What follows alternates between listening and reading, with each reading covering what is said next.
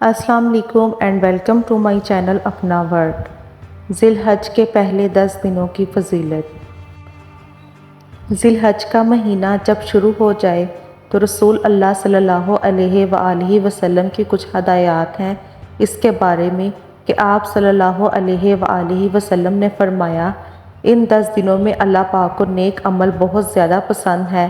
تو پہلی تاریخ سے لے کر 10 تاریخ تک ایام ہیں، ان میں کوئی بھی نیکی کی جائے، تہجد پڑھی جائے، صدقہ و خیرات کی جائے یا کوئی بھی نیکی یا بلائی کا کام کیا جائے تو اس کا ثواب عام دنوں سے زیادہ ملتا ہے۔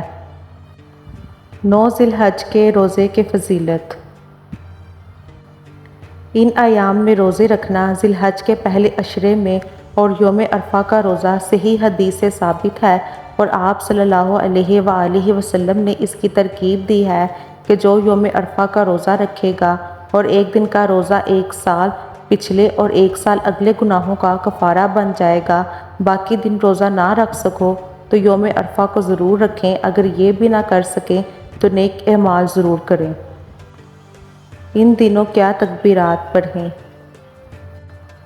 ان دنوں میں کثرت سے اللہ کی حمد و ثنا بیان کرو، مطلب اللہ کی تعریف، اللہ کا ایک ہونا یعنی توحید بیان کرنا۔ 9 ذی الحج سے لے کر ایام تشریق شروع ہوتے ہیں جن میں تکبیرات تشریق ہے، جس میں یہ پڑھا جاتا ہے اور آپ اللہ اکبر بھی پڑھ سکتے ہو یا لا الہ یا لا حول ولا قوت الا باللہ بھی پڑھ سکتے ہو۔ جس کا قربانی کا ارادہ ہو کیا کریں؟ جس کا ارادہ ہو قربانی کا وہ ان دنوں بال یا ناخن نہ کاٹیں تو بہتر ہے۔ کوئی فرض واجب نہیں ہے، لیکن افضل ہے کہ جس کو قربانی کرنی ہو وہ پہلی تاریخ سے لے کر جب تک قربانی نہ کرے وہ اپنے بال اور ناخن نہ کاٹے، افضل ہے یہ۔ کوشش کریں جو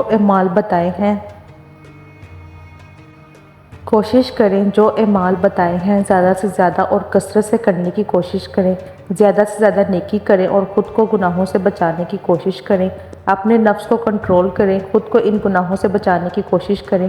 اللہ پاک بے شک قبول کرنے والا ہے، بس اللہ پاک ہم سب کے صغیرہ اور کبیرہ گناہ معاف کر دے، آمین یا رب العالمین۔